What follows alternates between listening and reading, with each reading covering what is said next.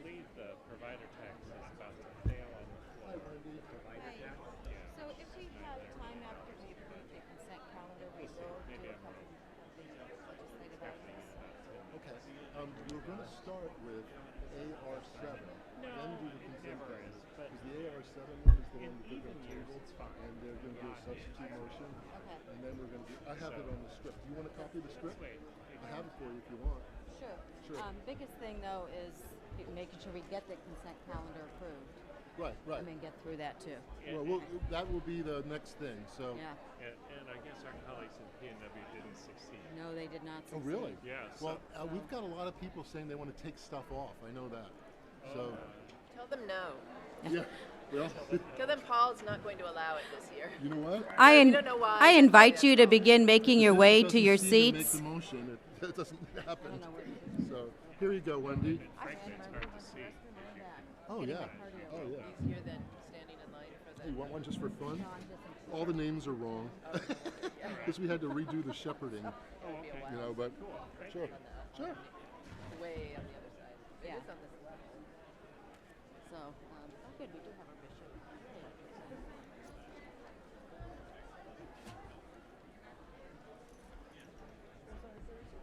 These are mine. Okay. The pen inherited.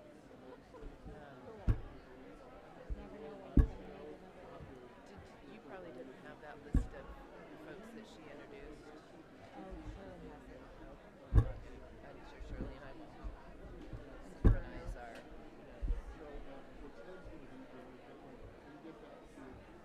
How did we do on our 10 minutes? You guys did great. Okay. Yeah. You weren't the problem. You did great. I thought I could get up there and put a timer up there, but it But I have a list of the names of the people who are shepherding. I'm just, I gotta, when you hand me a document, I kind Oh, of like so have sorry. to figure So out. sorry. Seen that trick.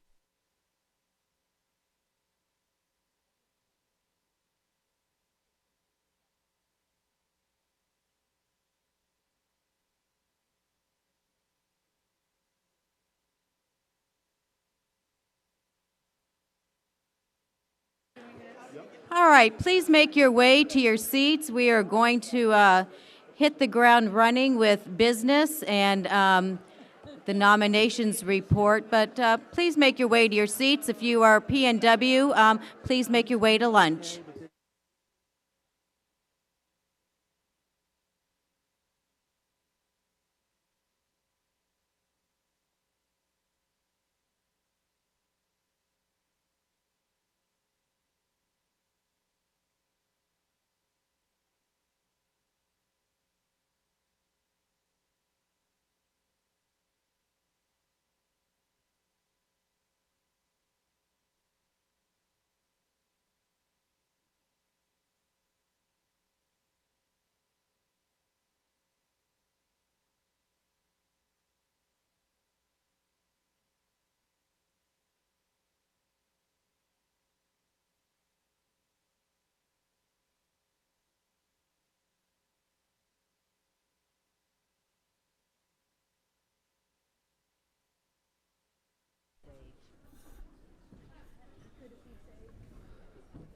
All right, friends.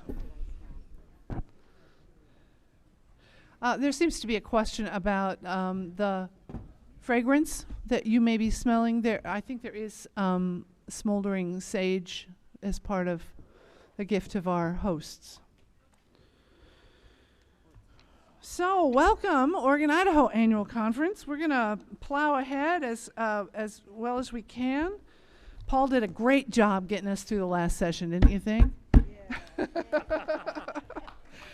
And Wendy just suffered about the time. So, thank you all for being here. That wasn't a bad transition at all. We're going to begin with a presentation of the nominations report with Lowell Greathouse.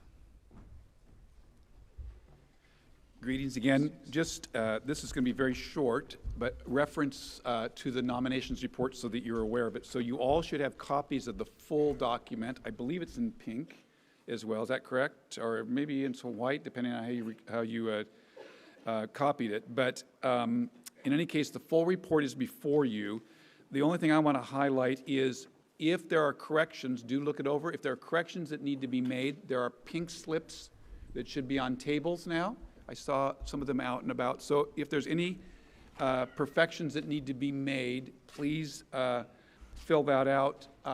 And if you find me, that's good. Otherwise, I think, let's see, I'm trying to figure out how do we want to get that to the back table, to the pages table. Pages table should get these if you don't find me. So if there are any corrections that need to be made, do that. If you look at the report, this year is not so difficult because many of the changes and nominations that were made were for the quadrennium. That happened already, but there are some gaps that we have filled as a nominations committee or are recommending to you to vote on when we vote on Friday at 1:15 during our session. But if you look at it, these are some spaces that are blank at this point. We're working with the VIM coordinator. There are a couple clergy positions and a laity position on Council of Finance and Administration. Trustees, there are a couple openings as well. Board of Pensions, and then we need to clarify the conference lay speaker servant director. So those are the gaps that exist in the report currently. Nominations will work with those. If you have questions, feel free to see me. And I think that's all I need to say. Again, the vote will take place Friday during the 1:15 session. Great. So this is a report you should look over and get things to Lowell or ask questions if you need to, and we'll look forward to acting on it on Friday. Thank you. Now we're going to move to the CFNA report and presentation of the budget, and Rick Beednell, who chairs CFNA, is here. Welcome, Rick. Good morning. My name is Rick Beednell. I'm the first-year chair of CFNA. I'm a lay member of Tigard United Methodist Church, and this is actually the first time I've ever been a member of the annual conference. The only thing that I've been told about this presentation is that it should be long, boring, and have lots of numbers in it. So good luck to you. I'm hoping not to disappoint you too much. Right after conference last year when we started the CFNA, it was time for us to meet. We suddenly recognized that it was a huge time of new beginnings. Most of the people on the committee were brand new. We had a new chair, we had a new treasurer, and we had a new bishop on the way. So it's sort of like, yikes, where do we get started? But we had some strong assets in our favor. First, we went out to the United Methodist Book of Discipline and started reading about all the daunting things that we were supposed to accomplish. Secondly, we had a strong team of employees. How's my PowerPoint doing here? We had a strong team of employees at the conference office who handle a myriad of financial transactions from over 200 different accounting entities. This team is led by Dan Wilson-Fay, our treasurer. Can you raise your hand over there, Dan? Dan has spent the last year working very hard trying to understand everything that his job entails. And if you think that you attend a lot of meetings, you should talk to Dan sometime.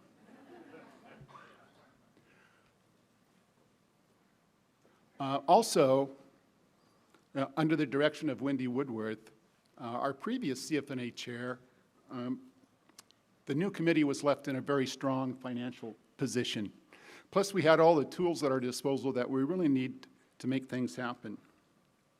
And as a committee, we had a strong passion for spending resources aligned with our priorities.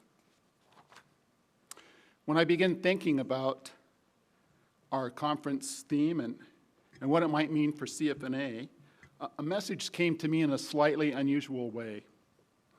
During our recent financial campaign at the Tigard Church, the adult Sunday school was studying a book by Michael Slaughter called The Christian Wallet. I'd seen notes posted in our newsletter and also in our bulletin insert, but it didn't really hit me until I walked into the men's restroom at church. There on a small bulletin board was this quote: "There's no clearer indicator of our ultimate values than our priorities and our practices.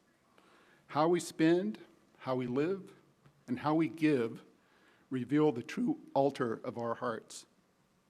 And of course, as a finance committee, the part about how we spend and how we give hit home. And even though the book is oriented more toward an individual, it really holds true for the church level or the conference level as well. So with that in mind, I'm going to do a little bit of financial presentation on our past, our present, and our future. So looking back at calendar 2016, and remember that when we talk about financials, we're always talking about a calendar year.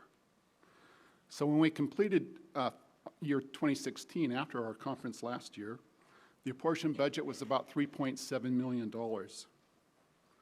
But because of the thriftiness of our budget owners, we managed to underspend what we planned, and for the first time in a number of years, we had some significant investment income. So this meant that we had more reserves than we'd had in previous years. But the most exciting news is that we made a significant increase in the percentage of apportionments received. If you represent the Sage District, would you raise your hand? We have some Sage District people out there. Overall, as a conference, we increased our apportionment giving by over 3% to get to 82%. But Sage District increased theirs by a staggering 8+%.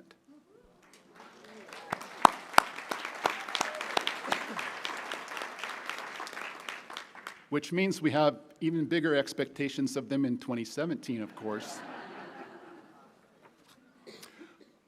121 of 191 churches paid 100% of their apportionments. That was about 2/3 of all churches, but 70 were not able to, which means that we had a gap of about $660,000 between what's apportioned and what actually comes in. The average conference in the U.S. has a gap closer to 8% than our 18%, so it's an area that we need to work on.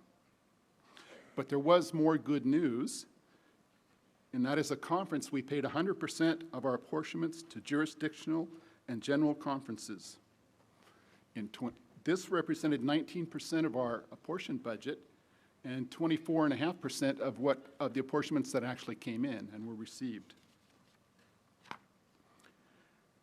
Moving on to calendar 2017, we established the spending plan at 80% of the budget, which we typically do. And through May, our spending plan on the spending side, everything is doing quite fine. But looking at apportionment payments as a percentage through May, we've received about 1% less than we had in the previous year. So we could use some of your help here. In 2015, talking about divestment, at the annual conference, we approved some legislation that was led by our Holy Land Task Force to remove 3 companies from all of our conference investments.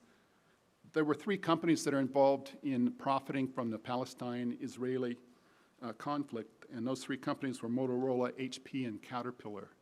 So last year at annual conference, the CFNA presented a plan on how we would get those 3 companies out of our investments, and that was approved. So we immediately started divesting of those 3 companies in all of our investments. And that was pretty easy to do on the private side. So we had a private account where we controlled everything that we were investing in, so we could quickly get rid of those 3. But our other pool of funds was invested with our own United Methodist Financial Institution, Westpath. And this was a problem because it's a public pool of funds that's available for all the United Methodist churches and conferences. So our conference, along with a few other conferences, was asking for more restrictions than were actually within the Westpath's investment policy.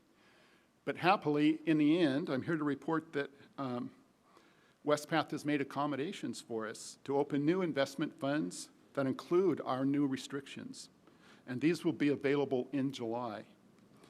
A really great outcome so that we can remain a part of Westpath and remain in the family. And many thanks go out to our own Tom Wilson of our United Methodist Foundation. Tom, are you out there today? He's working somewhere. Who acted on our behalf to help make this happen with Westpath. On a totally different note, I'd like to announce a new application. You know, we always have applications on our telephones, but we have an application that's available on our own conference website, umoi.org. If you put /apportionment calculator, you can see our brand new application that lets you put in your church name, and then you can see how your apportionments are being paid and the budget items that they go against. And you can also see some pie charts that help you understand how your apportionments are being spent at the conference level. So, and when you go back, I urge you to go out and take a look at that and to pass along that information to people at your church who might be interested in doing that. So in 2017, we also established the goals for CFNA,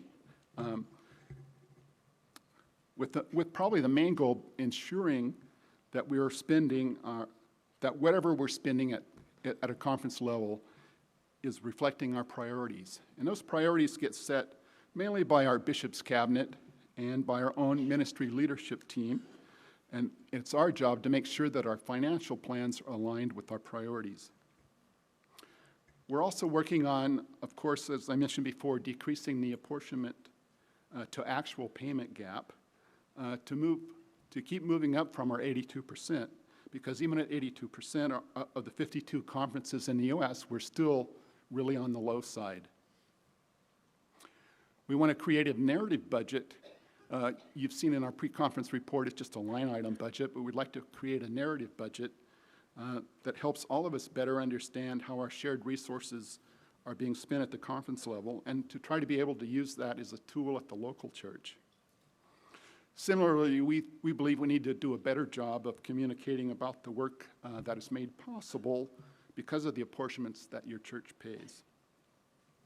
We're also looking at the possibility of changing our grade figure, our apportionment calculations, on the income that a church is receiving rather than basing it on the expenses that a church has. Many of the conferences have already moved in this direction, and they seem pretty pleased with the results. So over the next couple of years, we'll be analyzing that to see if that is something that we want to do. And mostly being a faithful steward of the financial resources of our conference. So I want to move on to 2018. And this is the page that you probably take home in your mind, is one more click, I think. There we go. The top line recommended budget for 2018 is just over $7.4 million. And that's an increase of about $167,000 from last year, which is about a 2.3% increase. But the good news is that we have offsets to the budget before we get down to the amount that's apportioned. And there's been a big increase in those offsets this year. The largest example of other income would be the pension and health benefits that are directly billed to your church. So when you see that $3.9 million number up there, over $3 million of it comes from the direct billed pension and health benefits to your church. Between other income and reserves, the total offset to the budget was up 14.3%. And so the bottom line is good news. The recommended apportioned budget for 2018 is $3.4 million, and that represents a decrease of about 8.7%. I thought I would hear a little more excitement at that point. Hey, okay. Okay, that was little excitement, but I'll take it.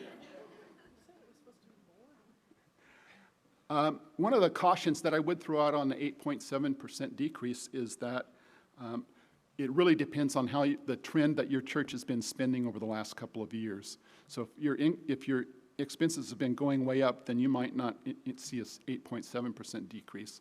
Also, because some churches are folding and going under, the amount of money is being apportioned to fewer churches as we go. So you won't see it exactly 8.7%, but you will see a decrease. And to talk about the other funding for just a moment, we already talked a little bit about, the major source of other funding is the direct billed pension and health benefits. But we also get funds from the sale of closed churches, and some of which we can apply to certain budget items in the budget. And I already mentioned that because of underspending in 2016, and because our investments actually made some money in 2016 for the first time in what seems like many years, we actually had more reserves than we normally have had in the past few years. Then we have some grants. So an example of that might be a grant from the Collins Foundation that we would utilize for certain budget items. And we have some offsets where one department is paying for another. So, for instance, the Board of Pensions needs some accounting work, so they pay for some accounting work from our Office of Stewardship and Finance. So those are all the areas where offsets come from. And in this year, it just turns out that the offsets are up by 14.3%. We're able to bring the budget down as a result.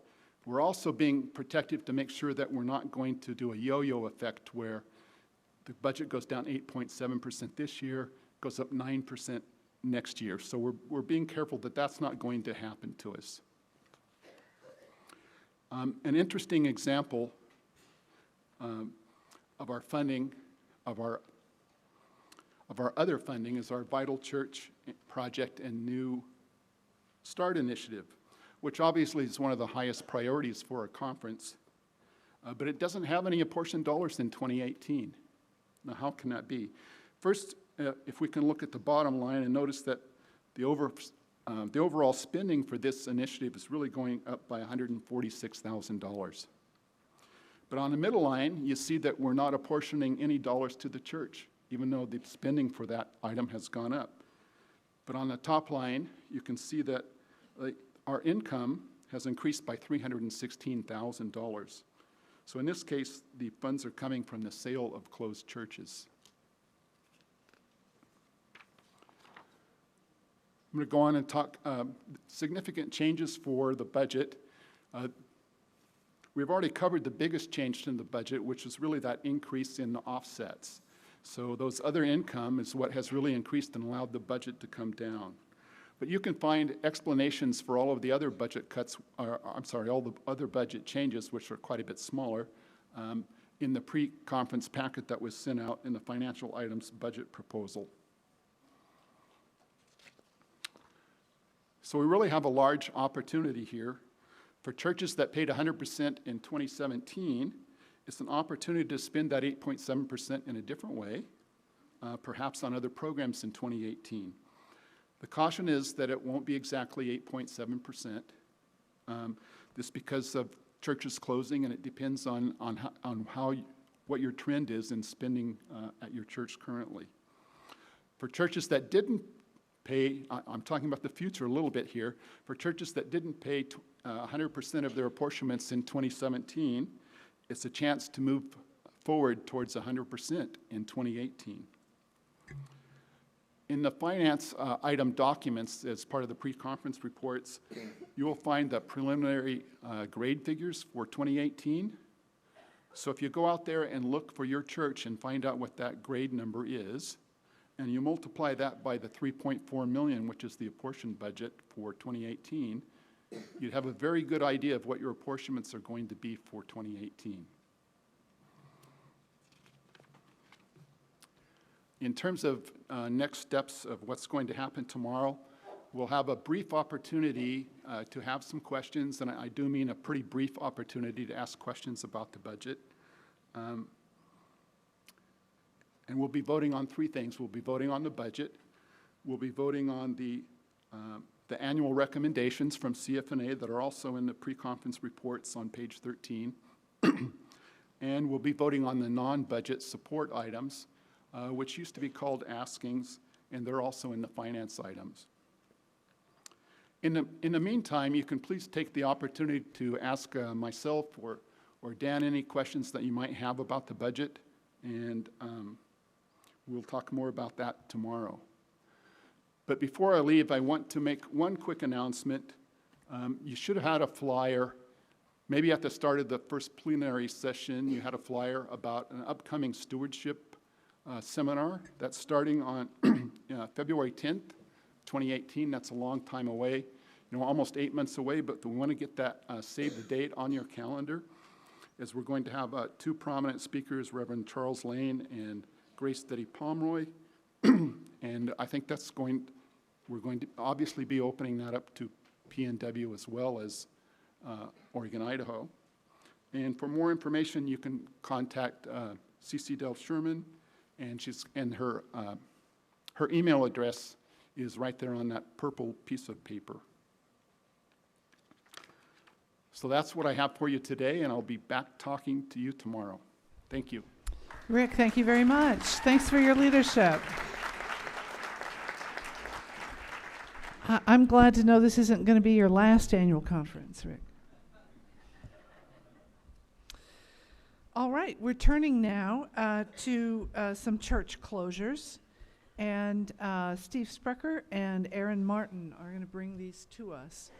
And Pacific Northwest also voted on a number of church closures in the plenary earlier today. And we just note that this is a somber business, and yet we're a dying and rising faith tradition. And so we celebrate the ministries of these churches at the same time as we celebrate new things that are able to be birthed as the legacy of churches that have lived out their lifespan are rededicated to new projects. So welcome, Steve. So I am here to bring two motions of closure and to celebrate briefly the legacy of two churches. The first of those is the Clatskanie United Methodist Church.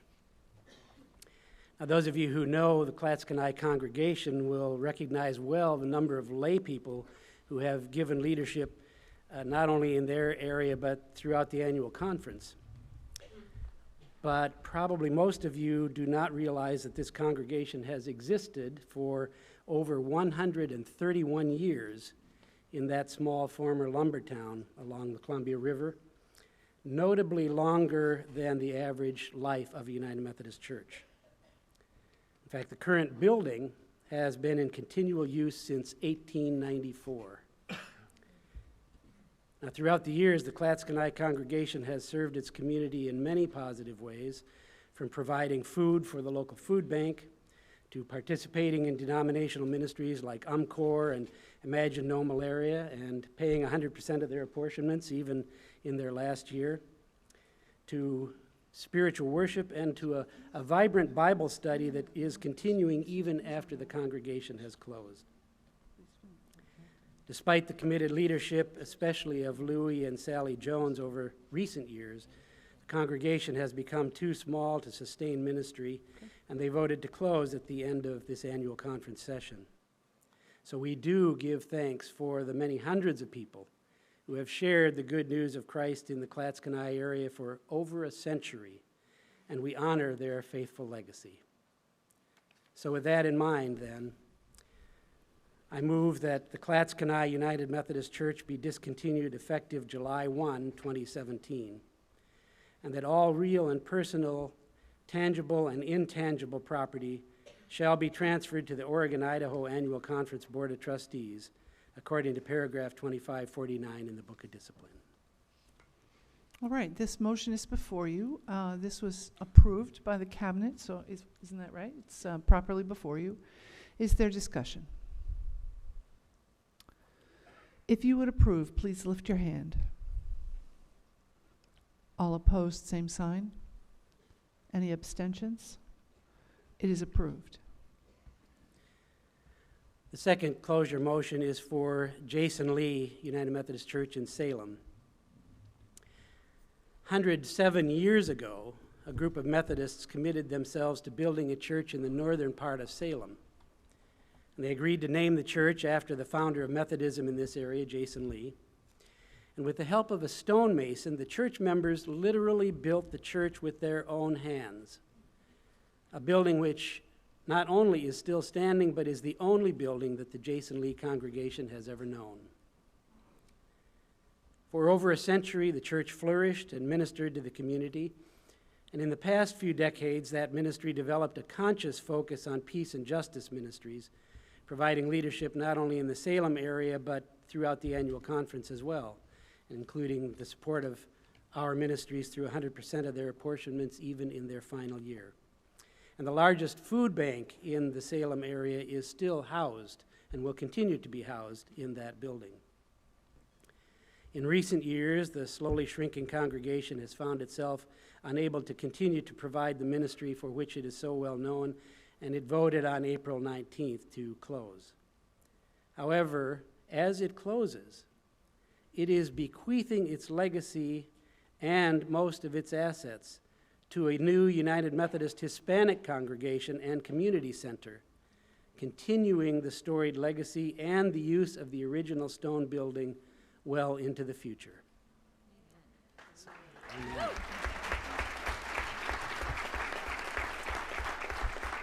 Talk about new birth. It's a wonderful thing. So therefore, recognizing and honoring their faithful ministry, I move that Jason Lee United Methodist Church of Salem be discontinued effective July 1, 2017, and that after the transfer of the Bedford, Duell, lumps, and memorial funds to the appropriate bodies, all real and personal, tangible and intangible property shall be transferred to the Oregon-Idaho Annual Conference Board of Trustees, according to paragraph 2549 in the Book of Discipline, to be held in trust for the emerging Hispanic congregation until such time as they are able to receive the property. All right, this motion is before you. Is there any discussion? Yes, microphone 1.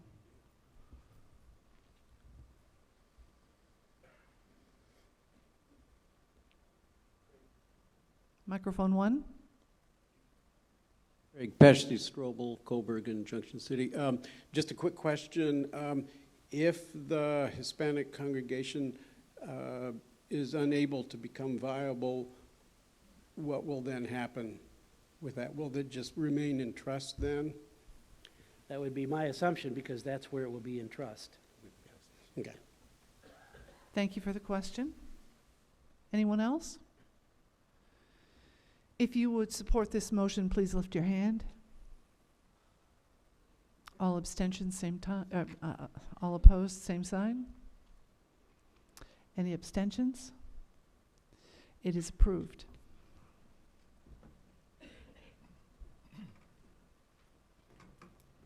Hi, Erin. Good morning. Erin Martin, Columbia District Superintendent. This morning I bring to you an important matter. From the Columbia District, I'm asking you to vote as an annual conference on the discontinuation of Pine Grove Odell United Methodist Church. The story of Pine Grove Odell United Methodist Church is the story of two distinct congregations that first became a two-point charge in 1928, with a single pastor serving both congregations, to then a single congregation with two buildings when the congregations merged in 1999. For much of the 20th century, the Pine Grove Odell churches had separate histories, but a shared life, with common pastors and a common geography at the foothills of Mount Hood. When the two congregations merged, Sunday morning worship was held primarily in Odell, with Christmas Eve service, Palm Sunday, and summer services held in Pine Grove. In 2011, Odell United Methodist Church celebrated its 100th anniversary. In November 2015, the annual conference entered into critical missional conversations with the congregation when the lay pastor assigned resigned at that time. After months of honest conversation, on June 12th, 2016, over 1 year ago, the Pine Grove Odell congregation voted to discontinue as United Methodist Church. Subsequently, they reorganized as the Y-East Community Church, Y-East being the Native American name for Mount Hood. And currently, they are in negotiations to purchase the church buildings from the United Methodist Church. Therefore, I move that the Pine Grove Odell United Methodist Church be discontinued, effective July 1, 2017, that the real and personal, tangible and intangible property shall be transferred to the Oregon-Idaho Annual Conference Board of Trustees, according to paragraph 2549 of the Book of Discipline, to proceed with sale to the Y East Community Church. All right, you've heard this motion. Is there discussion? All who would support, lift your hand. All those opposed, same sign. Any abstentions? It is approved. Thank you very much, and we'll honor and recall these congregations also this evening at the memorial service. So, Gwen, would you pray for these churches and all the people who made them vibrant for all the years that they served? Thank you. Let us pray. Gracious God of life and love, we have voted to affirm the closure of 3 United Methodist churches, and we take a moment to honor and remember them. Klatskanai United Methodist Church, Jason Lee United Methodist Church in Salem, and Odell Pine Grove United Methodist Church. We are grateful for the way that these congregations have touched people's lives in their long and full life. And we grieve for this loss, knowing that you are a God who works through loss and death. Out of death comes resurrection. So we ask for our openness to what is possible, what is being born, what is brand new, and what is being passed on. Whatever will come out of these closures, we give our hope and we give our confidence to you. We grieve with hope and with the belief that you are already working to bring new life forth. In Jesus' name, amen. Amen. Thank you. And I said also to Pacific Northwest when we did this that your superintendents and your conference staff and your chancellor all do a terrifically intentional, careful, pastoral work for each of these actions. And I want you to know these are not top-down decisions. They're most often decisions that come from within the congregations. And we partner then to make it happen. Warren Light, welcome. Thank We're you. going to shift gears. You need to have your legislative packet before you. I'm going to ask Joshua, if I could, Joshua and Lydia to be close, be ready. I'm an optimist sometimes.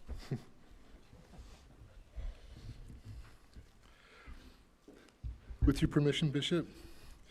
Please proceed. Okay, so please look to your legislative packets. And before we begin with the consent calendars, a couple of quick orders of business. Number one, on the tables, there are copies of late legislation that will be discussed at the very end of our Friday afternoon session. There are 3 items in one packet and 1 item that we're going to discuss in just a couple of minutes about a substitute motion. So please make sure you have a copy of each of those. And please take the time today sometime to go over them so that you're ready to discuss and vote on Friday. Now, before we look at the consent calendars this year, we're going to do something a little different. We've been requested to look at action request number 7, Abundant Health Task Force Formation, Mission, and Budget. It's on page 21 as listed in the packet on the conference website. And there is a request by the drafters of this motion to accept a substitute. But first, we have to move the original. And so Ted Myers will be here to do that.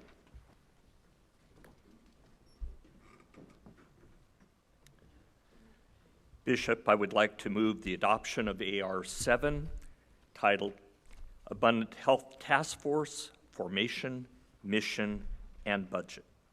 You've heard the motion. Is there a second?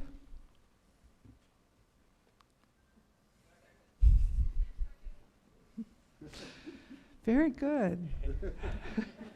You're a quick learning team. So this is before you. Is there discussion? Bishop, I believe you have a card over on the left. Lowell's over there. Lowell. Oh gosh, I really cannot see you. It's hard. It's very interesting. So Lowell, thank you. Microphone 1. Lowell Greathouse, Mission and Ministry Coordinator for the annual conference. So I would like to make the following motion that we table the discussion on this particular item, A7, for our plenary discussion in the Oregon Idaho Annual Conference until Friday, right, Friday session. And then I have had copies made so that we can have it on the tables. I'd like to offer a substitute motion that comes from the ministry leadership team, which you should have as a single sheet on your tables. So I'm a little confused. You can't substitute if we table it. The table of discussion is what I So think do I'm doing. you want to offer a substitute first? And then we table the conversation until Friday? Yes, I'm trying to think of the mechanics. We were thinking of tabling it so that they could read it for a day, and then coming back to it, reopening it, and then having them offer the substitute, so that the discussion could take place. I think before you distribute it, we have to present it. So you want the substitute first? I and think then I'd do like the substitute Sure, first. And let's they do can that. vote down the substitute if Sure. they don't like it. Right? Move the substitute Okay, so I and then move- table it. Yep, that's We right. won't act on the substitute. Right, because we want to give people Move time it, and then to we'll look at table it. it. Okay, perfect. That's We'll my just- advice. That's good. I'm fine with Okay. that too. The parliamentarian agrees. Okay, so what I'd like to do first then is to move this substitute, which appears on your tables, 4A7, the Abundant Health and Task Force formation. All right, so the motion is to substitute of AR8 for AR7. Is there a second? I hear a second. So this is before you. Now you want a table? Yes. So at this point, I'd like to table that discussion so that people actually have a chance to read that material, and then we can discuss it and debate it at that time. Is For there a Fri- second? For Friday, when we have plenary. Great. I see a second here. So the motion to table is before us. If you would table, lift your hand. All opposed, same sign. Any abstentions? It's tabled then until Friday. Thank you very I'll much. see you then. And you all know you have to study that overnight. Good. Thank you. So now please find the consent calendar at the beginning of the section on legislation in your legislative packet.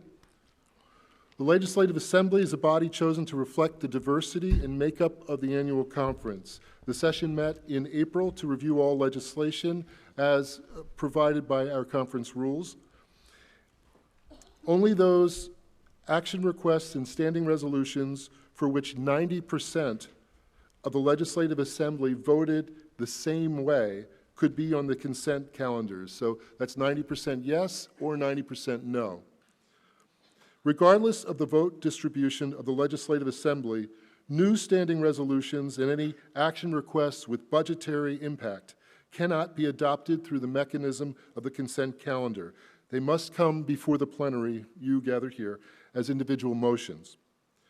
Please note that action requests or standing resolutions on the consent calendars can only come before the plenary individually if they are removed by someone here today, before the vote on the consent calendar. So the way that it works is the removal from the consent calendar will come after I make a motion to approve the consent calendar. Someone here needs to make a motion, and there needs to be a second to remove that one of those items. And then there's no debate, but there's a vote, and a 40-person support removal, it will be removed. You would do this by waving your motion card, just like Lowell did a minute ago, being recognized to the bishop, and then having an opportunity to speak as to which item you're removing. Your opportunity comes directly after I move the consent calendar. Remember this. Once we vote on the consent calendar, you cannot remove an item. So now we will begin to address the 4 consent calendars. We will vote on them in order that you find them in your legislative packets. These consent calendars are all on page 1 in the legislative packets as downloaded from the conference website. I direct your attention to consent calendar number 1. This concerns one action request recommended for defeat. So a yes vote defeats the proposed legislation. This requires a majority vote, and if we don't get a majority vote, then the proposed legislation passes. Yes means no, no means yes. It's tricky. Usually there's more than one, and it's just kind of funny. So, so watch. Yes means no, no means yes. If you like the legislation that you're reading, you're going to vote no. Okay, and if you don't like it, you're going to vote yes. Bishop, on behalf of the Legislative Assembly, I move the adoption of consent calendar number 1. All right, consent calendar number 1 is before you. If you would approve consent calendar number 1, lift your card, or lift your hand, sorry. All opposed, same sign. Any abstentions? It is adopted. I direct your attention to consent calendar number 2, action requests recommended for approval. This requires a majority vote unless removed. Consent calendar number 2 approves all the items listed under that consent calendar. Bishop, on behalf of the Legislative Assembly, I move consent calendar number 2. All right, consent calendar number 2 is before you. Now this time it's not yes means no, no means yes, right? That's yes correct. means yes. This yes means yes. I see a card here. If you'd come to microphone 1, please.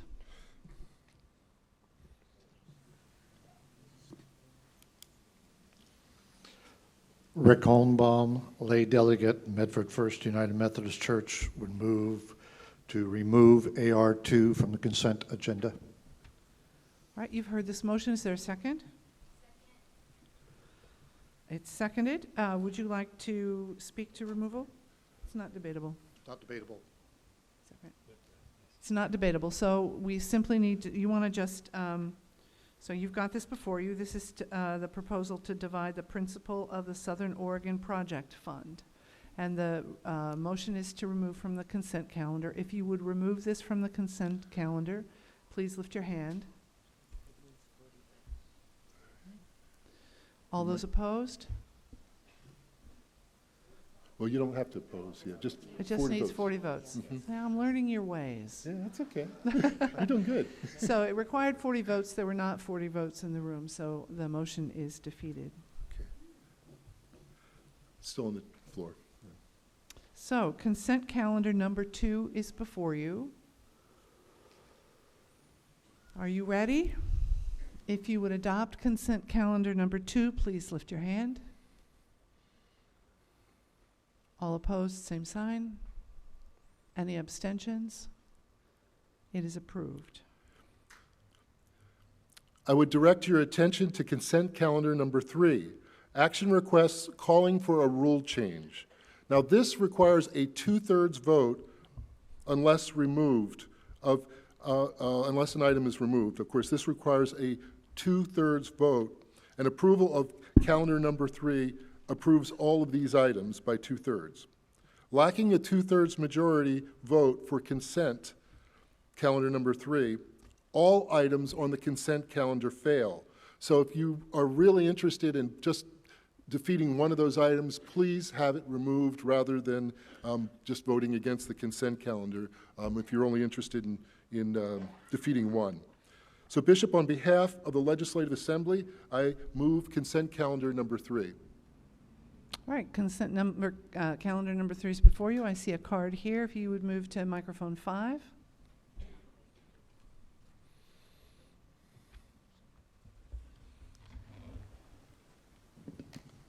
Bishop Mark Bateman, Salem First.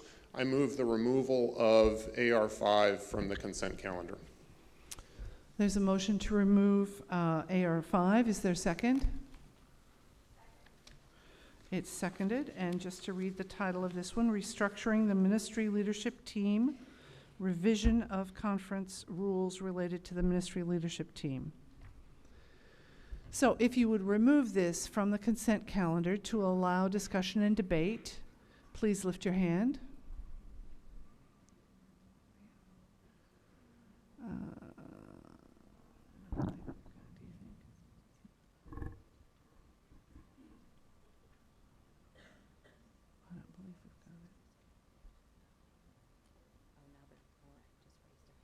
All right.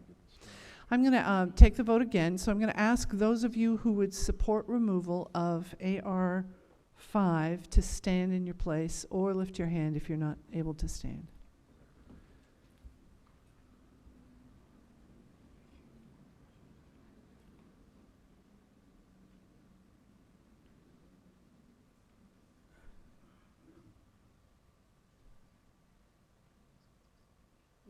Yep, we've got 40. So we have removed AR 5 from the consent calendar.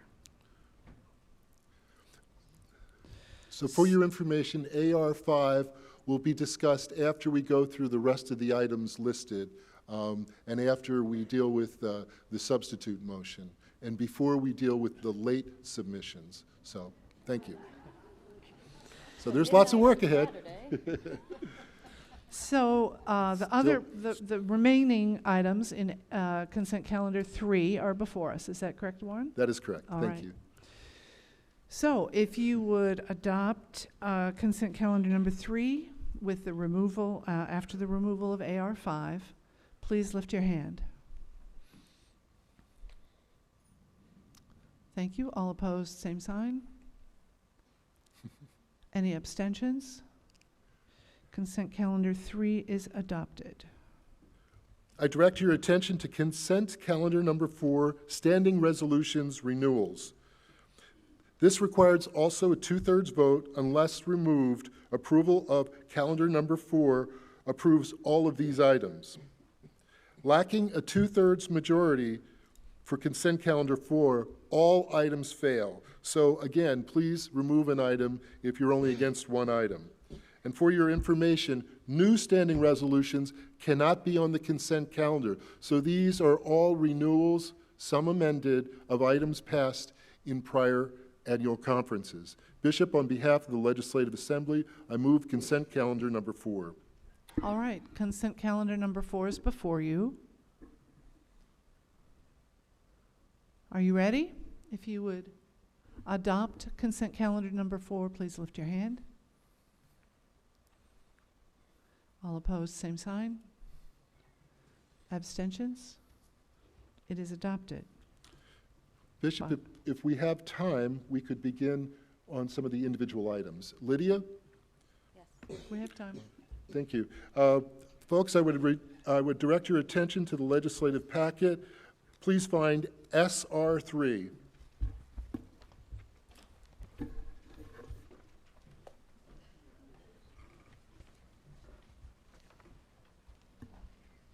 SR 3 is on page 29. Thank you.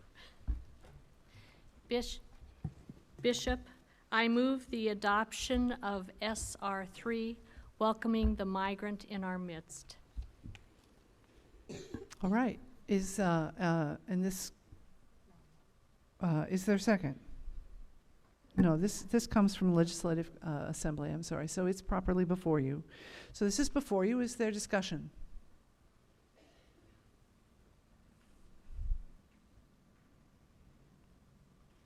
All right, you're ready. If you would adopt SR 3, please lift your hand.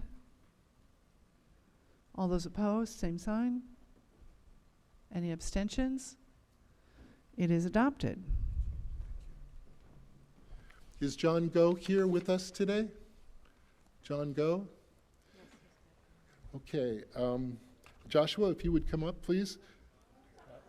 Joshua, you come on up too, because you're going to be next. So.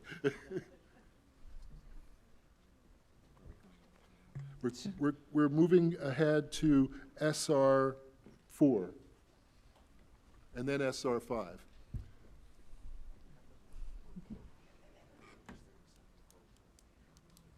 Right.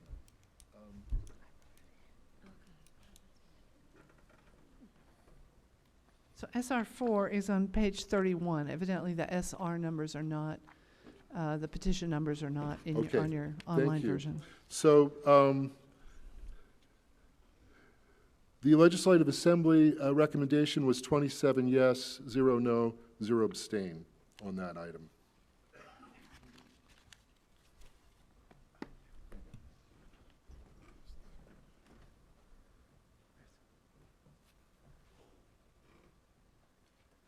Okay, Bishop. Welcome, John. I move the SR4 before us to adopt the conference support the sanctuary for immigrants and refugees. All right, this is before you. Is there discussion? If you would approve SR4, please lift your hand. Thank you. All opposed? Any abstentions? It is adopted. Thank you very much, John. Please turn with me to SR5. Next, that would be page 33. The Legislative Committee recommendation was 27 yes, 0 no, 0 abstain. And you all stop me when you need to, okay? We're doing So, well. here we go. You want to give the title on this? Yeah, good, thank you. Bishop, I would like to recommend for adoption SR5, opposing legislation requiring restraining order against survivors in cases of domestic violence. All right, this is before you. Is there discussion?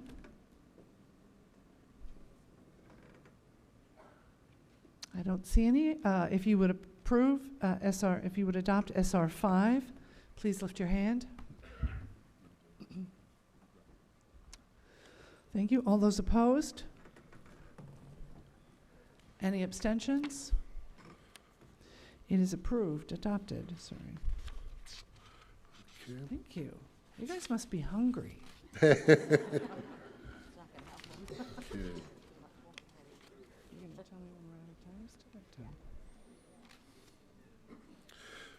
Please turn with me to page 37.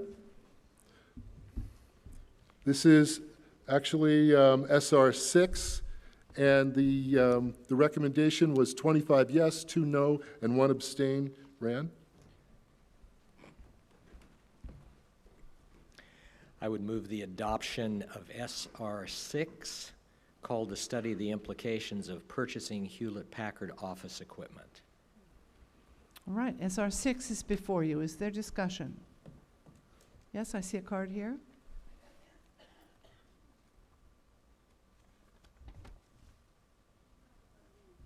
I'm sorry, microphone 4. Hi. Dawn Bunn. I'm with Twin Falls United Methodist Church in Idaho. I'd like to point out that HP is one of the main employers in the Treasure Valley in Idaho. And I understand we need to support our Palestinian Christian fellows. But do we do that by telling our fellow members who work for HP in Boise that we don't support them? We don't support their livelihoods. We won't support them so that they can take care of their families and do what they need to do to support our Christian community. So I would say vote no on this. Mm-hmm. Thank you very much. That was a speech against. Is there a speech in favor? I see a white card here. If you go to microphone 3.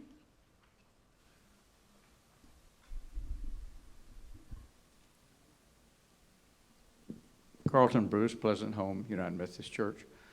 If I understand it right, this is the occupation, the question to oppose occupation of Palestinian lands. Is that correct?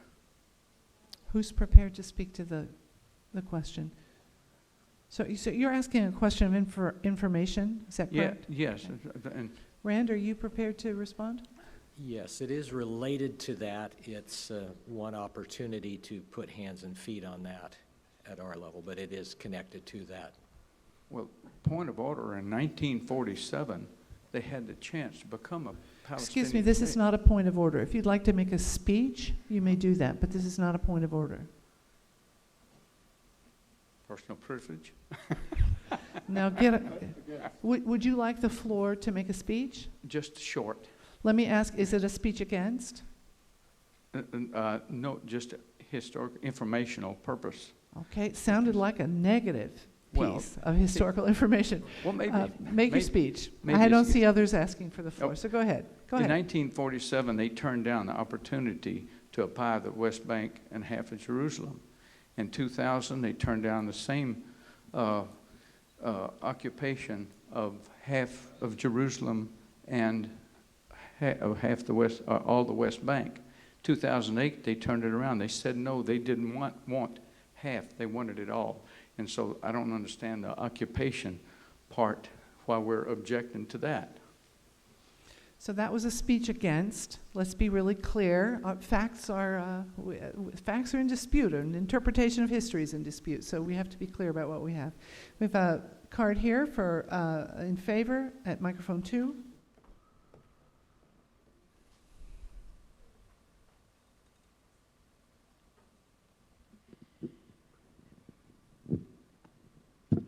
Jan Nelson, Conference Lay Leader. I'm also a member of the Holy Land Task Force that brought this recommendation. This conference has voted several years in a row to support the Palestinian people in their quest for justice in their land that they have occupied, as well as the country of Israel and the Jewish people have occupied that area.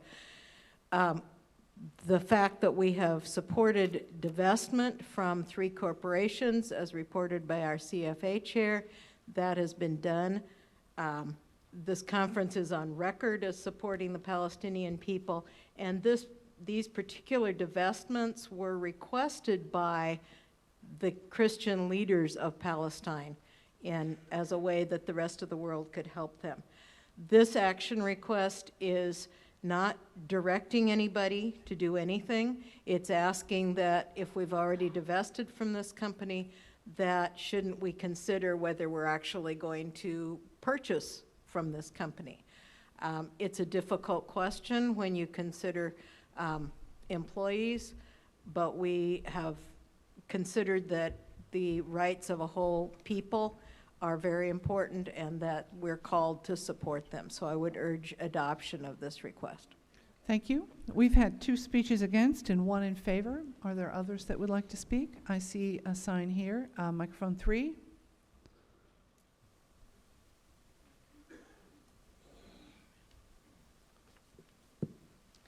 Claudia Roberts, Fremont United Methodist Church, also the Conference Peace with Justice Coordinator and a member of the Holy Land Task Force. I recommend voting in favor of this because it is a recommendation for a study. There may be churches that for whatever reason choose to continue to use HP products, and it isn't really the office products that are the big problem with Hewlett-Packard. It's their communication equipment and security equipment. But it's something to consider in considering how we invest our monies in our churches. So I recommend approval. Thank you. So far we've had 2 speeches in favor, 2 opposed, all lay people. So we're just trying to get balances here. I see a card here. Microphone 2.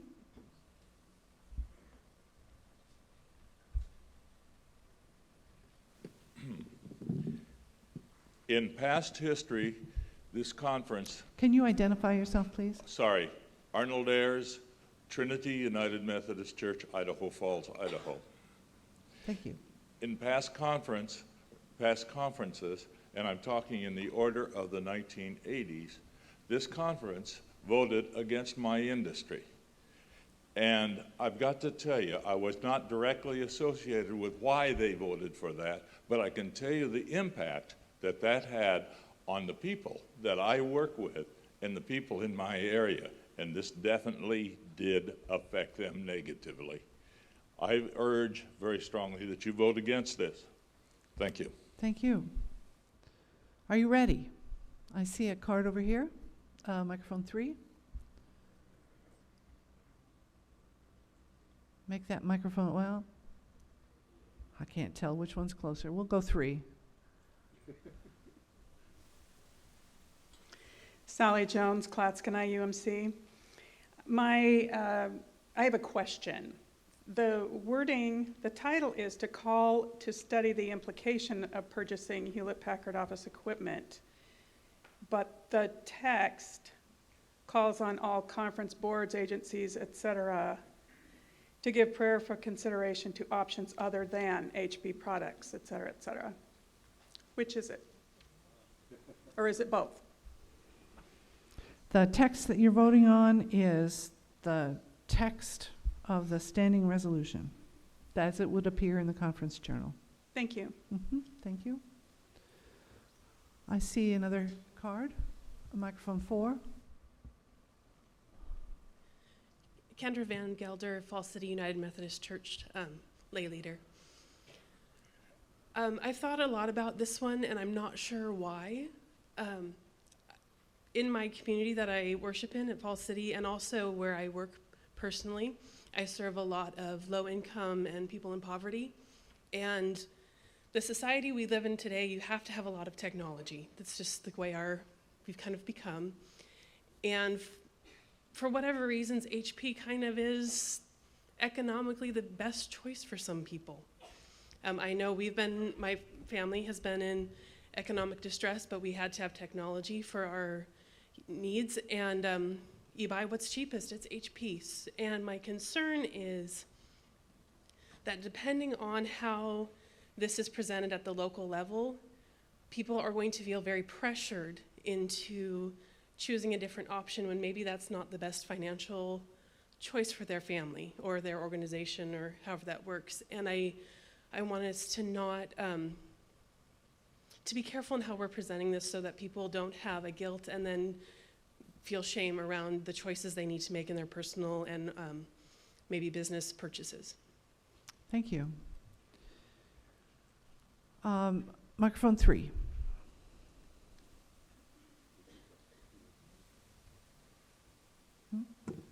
Steve Ross, at large, in between things in the Columbia District. I'd like to move the previous question on all that is before us. All right, is there a second?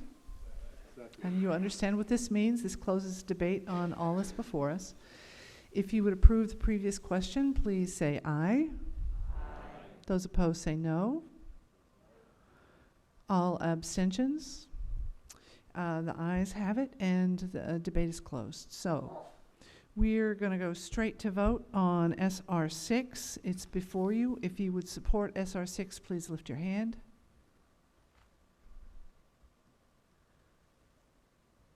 All those opposed?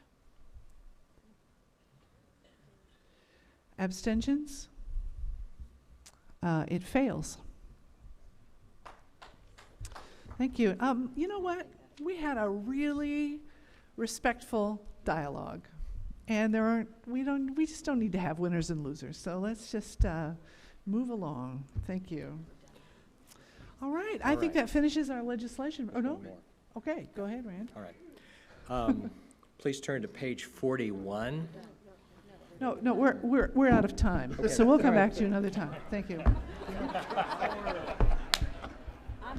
No, there's more legislation. We're just not going to do it all. Okay. All right. I don't think there are any announcements. We encourage the clergy, as you're going to Vancouver, to find partners to carpool with. And the reminder is that if you ride in somebody else's car, you don't lose your parking place here. Right? That's a good reminder. And take all your things with you when you leave your table. Thanks to everybody that made this session happen. God bless you, and may you be fed with food and grace during the lunch break. Thanks, Bob. We did a lot. We like had 20 minutes left. Well, because they deferred action on some. Okay, I wrote you. Thanks for being here. No, thank you. I wrote you a note, but it's at the front. I can get it for you now. The flowers are arriving between 4 and 5. Do you need me to come with you for the first session in Vancouver? That is a good idea, just so you know what Okay. goes on there and people Okay. see your face. And Okay. honestly, it might be good for you to stay just for the 5 minutes at the beginning of the second session. Yeah, absolutely. To introduce you. Okay. And then, yeah, good. All right. This came, I believe, from Sharon Ryder, accessibility stuff. She's talking about some people really objecting to the smell or the sensation of the burning sage. And I think that logistically we can work through Sally, but I feel like you need to make a call on. I don't know what to do anything it. about who decided about I the don't sage. either. I don't even know if it's sage.